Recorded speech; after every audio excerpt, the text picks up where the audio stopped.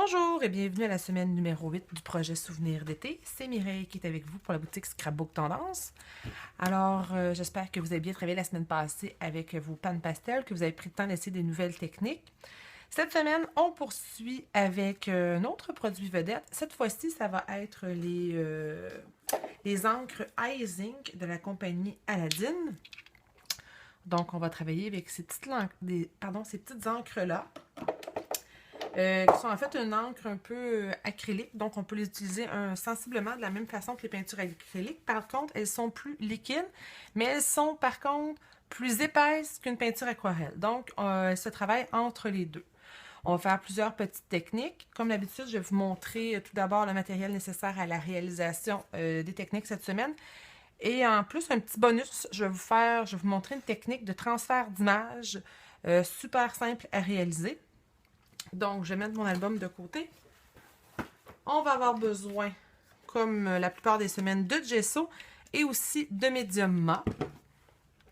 Ensuite, ça va nous prendre un pinceau large. Ensuite, vous allez avoir besoin, pour la technique de transfert de photos, vous allez avoir besoin d'une photo. Ici, elle est en noir et blanc. Elle peut être en couleur. Dans mon album, elle est en couleur. Imprimée tout simplement avec une machine, une imprimante à jet d'encre. Non pas laser, ça c'est d'autres techniques, mais pour aujourd'hui, on a besoin d'une photo toute simple. Ça peut être une autre image, c'est pas obligé d'être une photo. Mais c'est important qu'elle soit imprimée avec une machine jet d'encre. Une imprimante jet d'encre, pardon. On va avoir besoin de gel avec des perles de verre à l'intérieur. Toujours de l'eau. Ensuite, une vieille carte, soit de carte cadeau, quoi que ce soit, pour étendre la peinture, les médiums. Ensuite, vous allez avoir besoin d'éléments à teindre, je dirais. On va utiliser les encres pour colorer des éléments. Donc, moi, je vais colorer des étiquettes. Ici, elles sont blanches. J'ai un bout de tissu, j'ai un petit bout de dentelle, mais vous pourriez utiliser aussi du ruban, du carton. Dans le fond, c'est plus la technique qui est importante. Pour la technique pour teindre, on va avoir besoin de sacs de style Ziploc. Peu importe la grandeur, dans le fond, la grandeur va dépendre de ce que vous voulez teindre, la grosseur de l'objet. Bien sûr, toujours nos lingettes bleues, des ciseaux, du matériel de base. Puis c'est ça. Puis on va travailler pour cette semaine, j'ai oublié de le mentionner, on va travailler dans le fond le dos de la semaine dernière, donc les deux pochettes 3x4 ainsi que la 6x7, la 4x6, pardon. Et cette semaine, donc, les deux pochettes 3x4, ce côté-ci, avec la pochette 4x6. Et de ce côté, c'est notre deuxième, vous avez, c'est pour celles qui ont acheté le kit, vous avez dans le kit deux morceaux en carton gris, en chipboard. On en a déjà utilisé une un peu plus tôt dans l'album, donc la semaine où on utilisait les encres, les peintures d'Ina Wakley et les différents médiums acryliques. Donc, on poursuit cette semaine avec la deuxième page cartonnée. Donc, la semaine prochaine, on va continuer à décorer l'endos. Pour celles qui n'avaient pas acheté le kit, c'est environ, je vous dirais, 6 par 8,5. Donc, un morceau de carton gris d'environ 6 par 8,5. Pardon. Donc, je vous présente vite fait les encres. Elles viennent en plusieurs couleurs. Moi, ici, j'ai le opaline, le or et la couleur tomate. Donc, la plupart des couleurs sont iridescentes, pas toutes. Ça vient dans une petite bouteille en verre, très mignonne, avec un compte-gouttes en verre également. Donc, je ne sais pas si vous êtes capable de voir, mais c'est entre la peinture acrylique et, c'est ça, comme je disais, les aquarelles. Donc, c'est pas complètement liquide, mais ça n'a pas la même tenue. Donc, c'est pour ça qu'on va l'utiliser entre les deux. Je vais vous montrer différentes façons de les utiliser. J'ai pas fait vraiment de technique style aquarelle, mais on préfère des techniques comme on a fait avec les encres Distress, comme on a fait aussi dans la semaine avec les peintures de Dina Wakley. Donc, on pourrait les mélanger avec de l'eau pour qu'elles soient plus liquides et les appliquer en fond sur nos pages, faire des techniques aquarellées. Aujourd'hui, on va seulement les mélanger avec de l'eau pour teindre nos petits éléments. Donc, ça va être la première technique qu'on va faire. Je vais reprendre mon album. Dans le fond, on peut voir ici tout le rouge sur l'étiquette. Ça a été fait avec la petite technique avec le sac, ainsi que ma petite dentelle. À l'origine, elle était de couleur vanille, crème. Puis, mais après ça, je les teins. C'est sûr qu'on peut avoir des petites surprises en mélangeant les encres avec de l'eau. On perd le fini doré, mais on gagne une espèce de teinte entre le brun et le doré. Donc, c'est très, très, très intéressant et ça accompagnait le reste de ma page. Donc, peut-être faire... Oh, pardon, je suis désolée. Peut-être faire des petits tests de couleurs sur un retail avant de teindre votre élément principal que vous voulez mettre sur votre page. Donc, pour faire la technique, c'est assez simple. On prend un sac. On vient prendre notre pot. Une petite astuce pour éviter que la pipette ne se bouche, parce que ça peut arriver. À chaque fois que vous allez ranger votre compte-gouttes dans la bouteille, vous le videz complètement avant. Vous retirez toute la peinture, toute l'encre qui est à l'intérieur et vous le rangez comme ça. Ça va éviter de faire la petite pellicule ou une espèce de petit bouchon à l'intérieur du compte-gouttes. Donc, ce qu'on va faire, c'est qu'on va venir mettre à l'intérieur quelques gouttes. Et tout simplement, on va venir... Moi, j'aime bien le vaporisateur, on a plus de contrôle. Je vaporise quelques gouttes d'eau à l'intérieur et là, je vais mélanger. Et dépendamment de l'effet que vous souhaitez, vous allez ajouter plus ou moins d'eau. Plus on ajoute d'eau, évidemment, ça dilue la couleur. Donc, plus il y a d'eau, plus la couleur, elle est diluée. Donc, ce que je vais faire, pour l'étiquette, je vais tenir mon étiquette et je vais vraiment pousser la couleur. Et là, je vais soulever mon plastique pour garder les petites marques de sac, si on veut. Donc, on voit très bien ici, j'ai réussi à aller teindre mon étiquette en gardant le bout blanc. Je trouvais que ça faisait intéressant. Là, ce qu'on peut faire aussi, c'est qu'on peut venir sécher notre élément et on peut venir faire un deuxième trempage, si on veut, pour superposer la couleur. Donc, créer un effet de dégradé. Donc, on pourrait également changer de sac, utiliser divers sacs pour diverses couleurs et créer un dégradé, par exemple, avec du jaune, du orange et du rouge. Ce que j'aime, c'est que ça permet de colorer nos éléments tout en gardant nos mains relativement propres. Et même si c'est une technique où le contrôle n'est pas totalement, en voyant à travers le sac, on peut avoir un certain contrôle de notre couleur. Et on peut créer de la texture en froissant le sac sur notre carton. Donc, je peux décider d'en enlever un peu en sortant. Comme ceci.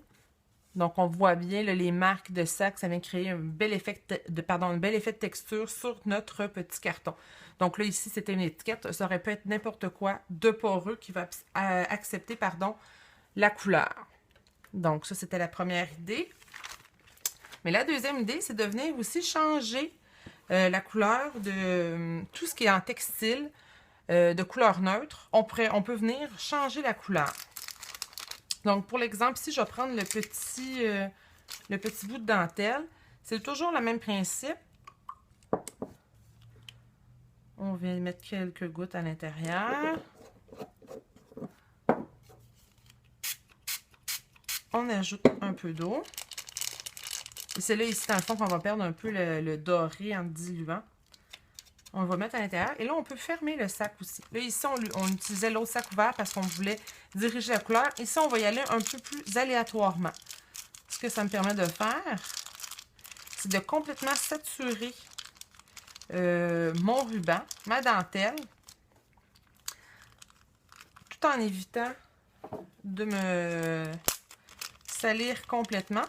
C'est sûr qu'en ressortant l'objet, vous allez vous tacher un petit peu, mais quand même, ça permet de bien contrôler. Là, vous voyez, ici, je l'ai complètement recouvert. Mais dans mon album, ici, j'étais allée un peu plus légèrement. J'avais laissé des endroits où il n'y avait pas de coloration. Donc, c'est une façon de teindre des éléments qui ne sont pas coordonnés nécessairement à notre page, mais dont on aime la forme, dont on aimerait intégrer l'objet. Donc, en utilisant toujours la même couleur, on vient tout lier ensemble nos éléments. Donc ça, je vais le mettre de côté, je vais le laisser sécher. Je vais vous montrer une dernière fois ce que ça avait donné sur ma carte 3x4. Donc, j'avais mis un bout de dentelle que j'ai collé Dans le fond, la carte comme telle, c'est un bout de papier à motif de l'ensemble Souvenir d'été que j'ai coupé 3 pouces par 4 pouces. Par la suite, je suis venue adhérer, c'est ça, mon petit morceau de ruban que j'ai coloré, mon étiquette. Sur l'étiquette, ben, j'ai étampé, rajouté un texte, collé mon badge lime citron. Derrière aussi, on a un morceau de papier vélin, un autocollant. Donc, tous ces éléments-là ensemble, si je les avais laissés tels quels, ça aurait été beaucoup moins intéressant visuellement. Mais en ajoutant de la couleur à mon ruban, dont j'aimais la grosseur, j'aimais le motif, mais la couleur n'était pas très, très contrastante avec le reste, je suis venue lui donner une couleur qui est coordonnée au reste de mon projet, tout en la mettant plus en valeur. La même chose pour mon étiquette, elle était complètement blanche. Maintenant, on est venu lui ajouter un petit punch de rouge. Donc ça, c'était pour la technique de coloration toute simple avec le sac.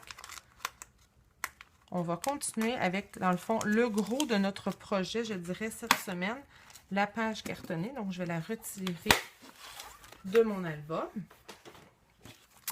Alors, je voulais vous montrer, parce qu'on voit souvent dans le mix média des techniques de transfert d'image. Certaines sont plus difficiles à réaliser. Moi, je trouve que celle que je vais vous montrer aujourd'hui, celle réalisée avec le médium mat, donc celui qui est liquide, c'est le plus simple.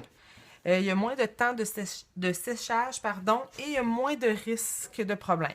Mais je vous avertis tout de suite, c'est une technique, je dirais, à risque, dans le sens qu'on ne sait jamais exactement qu'est-ce qui va être révélé, qu'est-ce qu'on va avoir comme résultat final.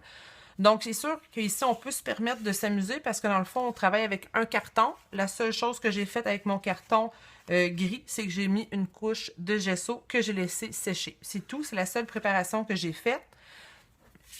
Et je vais utiliser une simple image imprimée avec, à la maison avec mon imprimante en noir et blanc. Donc, le coût est très, très faible. C'est sûr que ça prend un petit peu de temps à faire, mais plus on en fait, plus on se fait la main. Donc, ça devient de plus en plus simple. Mais c'est sûr que la première que vous allez faire, je vous conseille d'éviter peut-être les visages parce que c'est là qu'il y a le plus de risques de problèmes.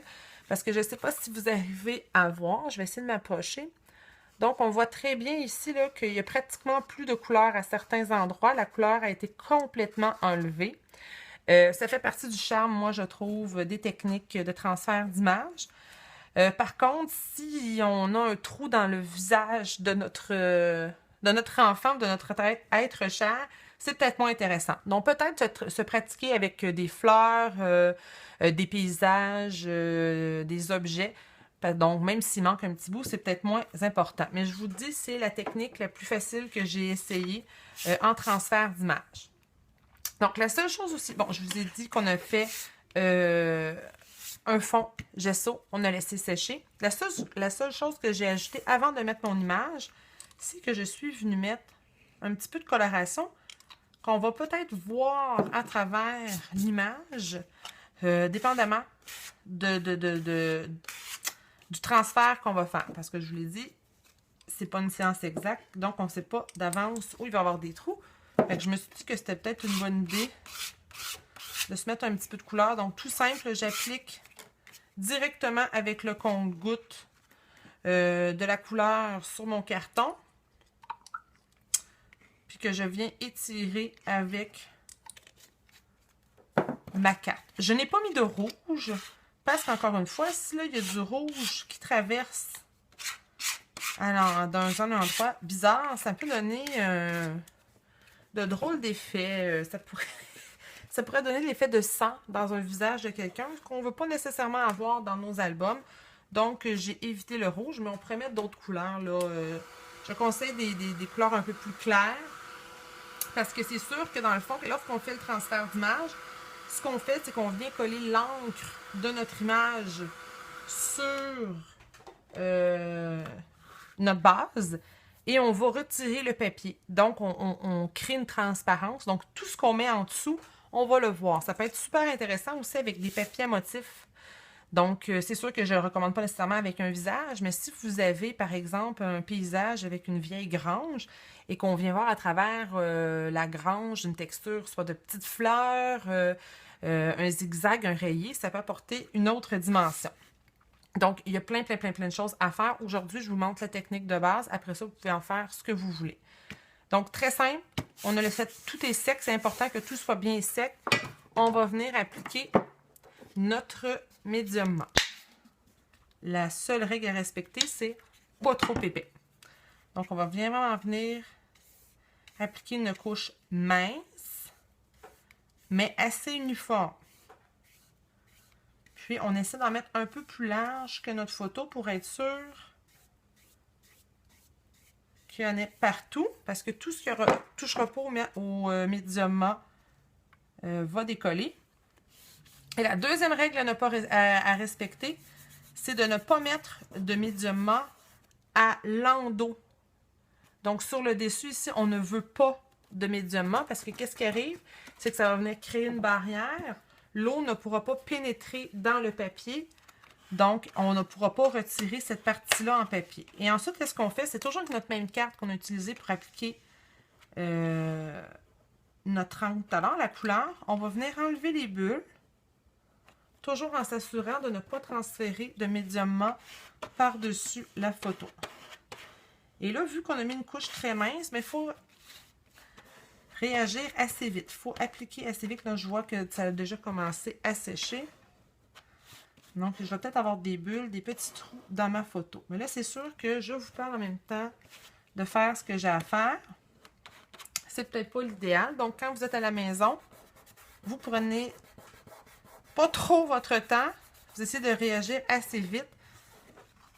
Donc là, je vais juste sécher avec mon séchoir encore une fois pour m'assurer. Donc, à la maison, on peut le laisser sécher à l'air. C'est pas très important. Habituellement, je dirais 2-3 minutes de séchage. Donc, ce qu'on veut, c'est que le médium mat soit entièrement sec, qu'il est collé, que l'encre de notre photo soit collée dans le médium mat. Et ensuite, ce qu'on fait, c'est qu'on va venir mouiller le papier et on va aller retirer couche par couche notre papier. Donc, c'est le bout le plus long de la technique, c'est de venir enlever le papier. Donc, comment on fait pour enlever le papier? Bon, il y a plusieurs techniques. Moi, j'aime bien le vaporisateur. Donc, on vient vaporiser l'endos. Donc là, on voit déjà, vous venez de voir réapparaître ma photo. Donc, je vais vous montrer, là, comme on voit ici, il y a des petites bulles. Donc, c'est sûr que là, le papier n'a pas bien collé. Mais c'est pas grave. Vous allez quand même voir ce qu'il y en est. Donc, on mouille bien le papier. Donc, c'est pour ça que c'est important que le médium soit bien sec en dessous. Et là, on va venir délicatement. Parce que comme je vous dis, des fois, c'est pas bien collé. Donc, on le voit bien ici, là. Il y avait une belle bulle, donc tout se décolle. On va essayer de se concentrer sur les bouts où ça a bien fonctionné. Donc, on vient frotter légèrement pour retirer la pellicule de papier. Comme je vous dis, ben moi ici, je le fais un peu vite parce que je ne veux pas que mon vidéo dure encore 40 minutes. Mais j'aurais pu laisser tout simplement sécher mon médium mat quelques instants. Donc là, vous voyez, là, je suis en train d'arracher les cheveux de ma fille.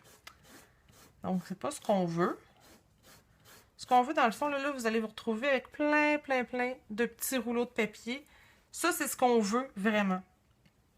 On veut venir retirer le papier. On veut venir révéler l'image qui est en dessous.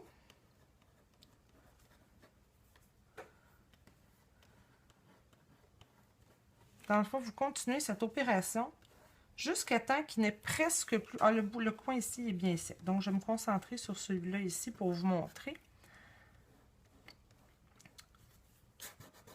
Donc, on vient frotter. C'est sûr que il va toujours y avoir un petit peu de peluche qui va se faire. Mais on vient enlever le plus possible parce que plus on en enlève, plus l'image va être nette, va être claire. Mais il ne faut pas trop en enlever justement pour pas qu'elle devienne trop transparente et qu'on perde les détails de la photo. Donc, on voit ici que ben, ça n'avait pas du tout le temps de coller. Le papier n'est pas resté du tout. Mais à d'autres endroits, ça a quand même bien réussi. Je suis un peu déçue. J'aurais aimé ça que ça marche mieux, mais je savais bien qu'en vous le montrant rapidement, ça ne serait pas un succès sur toute la ligne. Mais on a quand même une idée générale. Je vais vous montrer ici. Là, ici, ça s'en vient pas mal comme j'aime. Donc, on continue toujours à frotter, enlever les petits bouts de papier, les petits rouleaux de papier. Puis, essayez aussi d'aller dans différentes directions. Parce que le papier, c'est des fibres. Donc, en y allant dans toutes les directions, vous allez avoir un meilleur résultat. Bon, alors, là, je vous montre ici, du mieux que je peux. On voit très bien qu'il reste encore des petites peluches, mais le gros du papier a été enlevé. L'encre est restée collée. Je vais vous montrer après ma page, celle que j'ai pris le temps de faire en laissant sécher le médium mat et tout ça. Je vais vous le montrer après, mais dans le fond, ce qui est important, c'est de venir enlever le plus possible. Lorsqu'on a terminé, qu'on est satisfait de notre image, on va venir, on va sécher comme il faut, s'assurer que c'est plus humide, et on va venir remettre une couche de mat médium par-dessus. Ce que ça fait, c'est que ça scelle tous les pores du papier, de l'encre qui reste. Donc, ça va enlever l'effet de petites peluches. Et ça, on va s'assurer que notre image ne bougera pas, qu'elle va être scellée entre deux couches de médium acrylique. Donc, je vais tasser ça. Je vais vous reprendre ma photo, celle que j'ai fait, que j'ai pris le temps de bien faire. Donc, je voulais vous montrer aussi deux petits instants. C'est sûr qu'en faisant cette technique-là, aussi, vous allez altérer les couleurs de la photo. Donc, j'avais gardé l'original pour vous montrer la différence. Donc, ça, c'est une photo originale imprimée chez un vrai imprimeur, pas une photo imprimée à la maison. Donc, ça, c'est les couleurs originales. Et ça, c'est ma technique de transfert d'image. Ce qu'on voit aussi, c'est qu'évidemment, en transférant mon image, elle est inversée, elle est effet miroir.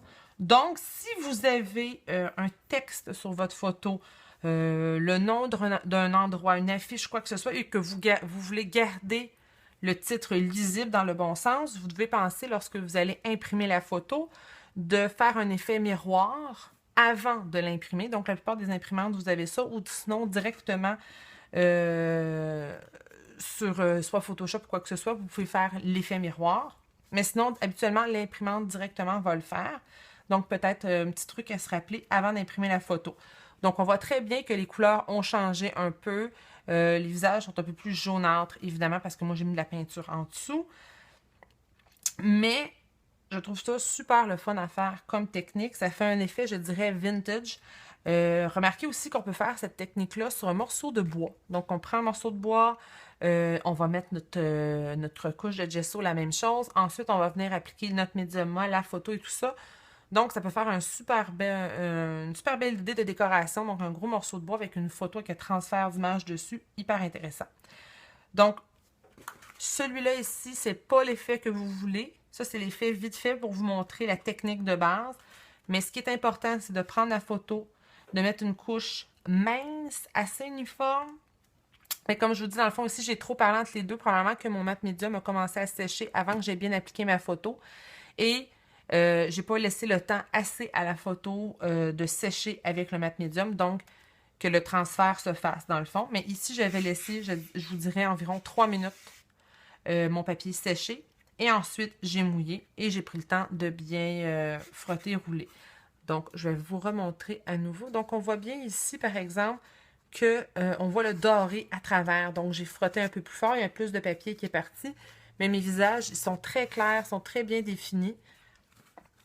Donc, c'était ma petite technique un petit peu spéciale que je voulais vous montrer. J'espère que vous allez l'essayer. Je veux que vous me partagez avec moi sur le forum ce que vous avez réussi et tous vos essais et erreurs aussi, parce que ça peut être intéressant de voir qu'est-ce qui a marché, qu'est-ce qui n'a pas marché.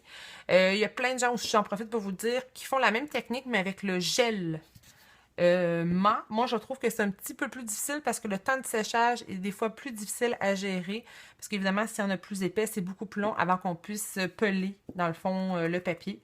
Mais ça peut être, si vous avez chez vous du gel médium, vous pouvez l'essayer avec ça aussi. Ensuite, je vais vous montrer les petites choses que j'ai ajoutées pour décorer ma page. Donc, ce que j'avais fait, c'est que j'ai mélangé, dans le fond, on peut utiliser les Ice Ink pour colorer nos médiums acryliques. Les médiums acryliques dont on a parlé un petit peu plus tôt dans le projet. Ici, je suis allée avec le gel bille parce que je voulais utiliser le rouge. Donc, c'est sûr que le rouge, c'est toujours une petite couleur un peu sensible, je dirais, parce que dès qu'on la mélange à du blanc, ben, elle se transforme en rose. Moi, je ne voulais pas de rose. Donc, c'est pour ça que je suis allée avec le gel avec les billes de verre, parce que le gel en séchant devient transparent. Donc, je n'altère pas la couleur, parce que si on regarde l'effet final en séchant, on voit très bien que c'est la même couleur. Alors que si je l'avais mélangé, par exemple, avec la pâte à fibres qui est opaque, qui est blanche, ou pardon, je cherche le mot, la pâte à modeler, le texture paste ou le modeling paste, ben encore une fois, c'est blanc. En séchant, ça reste blanc, donc ça serait devenu du rose. Mais c'est pas ce que je voulais, donc j'ai pris un médium à base de gel. Donc ici, celui avec les billes. Puis je suis tout simplement venue avec une petite palette en plastique, en ajouter à différents endroits pour décorer ma page. Donc, dans le fond, tout ce que je voulais vous montrer, c'est qu'on peut utiliser les Ice Ink à la place de la peinture acrylique pour colorer nos médiums. À noter aussi que les encres Ice Ink, un coup sèche, sont permanentes sur la plupart des surfaces. Donc, ça peut être un avantage par rapport, par exemple, à nos Distress Ink de la première semaine qui, elles, ne sont jamais permanentes. Donc, ça peut être une alternative. Ensuite, bon, ça c'était le gel coloré. Ensuite, on a ici en haut des gouttelettes faites avec l'encre Ice Ink également. Donc, ce que je vous disais tantôt, c'est que l'encre, elle était plus liquide que la peinture, mais plus épaisse que de l'eau, que les aquarelles. Ce que ça fait, c'est que même si vous vous mettez proche ou très loin de votre papier, elles ne font jamais vraiment d'éclaboussure. Ce que je vous avais montré, je ne me rappelle pas c'est quelle semaine, que si vous mettiez votre pinceau plus loin, que vous aviez mélangé votre médium avec un peu d'eau, que vous mettiez plus loin, ça faisait de belles éclaboussures autour de la goutte. Tandis que si on vient voir ici, ben, on voit qu'une minuscule gouttelette est tombée à côté, mais il n'y a pas de petit halo, je dirais. Ça va faire une grosse gouttelette assez épaisse. On peut voir toute l'encre qu'il y a dedans. Et ça prend quand même beaucoup de temps à sécher. Moi, je vous dirais que les gouttelettes qu'ils ont ici, là, ils ont été complètement sèches après plusieurs heures. Donc, c'est à penser à acheter complètement en fin de projet. Vu que l'encre est épaisse, elle prend plus de temps à sécher, mais ça fait des belles gouttelettes quand même. Ensuite, ben, une autre petite idée hyper simple. Vu qu'il y a une belle... un beau compte-gouttes, une belle pipette au bout, on peut s'en servir pour faire... Ici, je suis venue faire comme un cadrage. Donc, j'appuie doucement. Puis, je viens encadrer, mettre en relief ma photo. Donc, encore une fois, c'est tout simple, mais c'est quelque chose que je vous suggère de pratiquer sur un échantillon à côté, sur un papier brouillon, pour apprendre comment gérer, comment je peux dire, la pression à appliquer sur la pipette pour avoir un beau flot continu, puis à quelle vitesse déplacer aussi votre pipette. Parce qu'évidemment, moins vous allez vite, plus la ligne va être large, plus vous pesez fort, plus la ligne va être large. Donc ça, c'est à vous de juger l'effet que vous voulez essayer. Donc toujours essayer sur un papier brouillon avant de le faire directement sur votre beau projet. Surtout ici, après que vous ayez passé 20 minutes à créer votre transfert, avoir bien frotté votre photo, vous êtes fiers, vous venez pour ajouter la couleur autour et vous faites une erreur. Bon, il y a toujours moyen de camoufler nos erreurs, mais je vous préfère vous avertir que vous fassiez vous-même les tests avant. Donc, ça complète pas mal nos techniques avec les ongles. Je vais faire un petit retour. Donc, on avait ici l'étiquette colorée avec le ruban coloré. La même chose ici. C'est la même chose ici dans le coin. Je suis venue coller un bout d'étiquette que j'avais coloré, que j'ai coupé un autre petit ruban, donc pour lier mes deux pages ensemble. On a mes gouttelettes en haut, en bas, donc on voit que j'ai vraiment travaillé les deux côtés opposés de ma page pour faire bouger l'œil dans le fond. Je suis venue ajouter une petite décoration en haut ici en carton. Avant d'appliquer mes billes ici, mon gel pardon, avec les billes, j'avais étampé en dessous, puis je suis venue appliquer la pâte par-dessus, le gel par-dessus. Donc, un coup qui a séché, on a vu apparaître à travers les étampes que j'avais mis.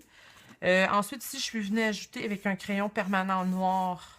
Je suis venue rehausser dans le fond ma petite bordure dorée avec quelques petites fioritures. Sur mon étiquette, j'avais pris le temps d'étamper un des mots de l'ensemble d'étampes souvenirs d'été. La même chose, j'ai mis des petits fils camouflés en arrière, une petite décoration en bois avec une petite bande de papier. Encore ici, encore une fois, une étampe de l'ensemble avec la date écrite à la main. Ah, une dernière petite astuce ici. Je ne sais pas si vous arrivez à bien voir. Dans le fond, c'est pas vraiment une technique, c'était juste une petite idée. Donc, en fait, ici, j'ai imprimé 2 fois la même photo. Une fois en couleur que j'ai mis derrière et une fois en noir et blanc.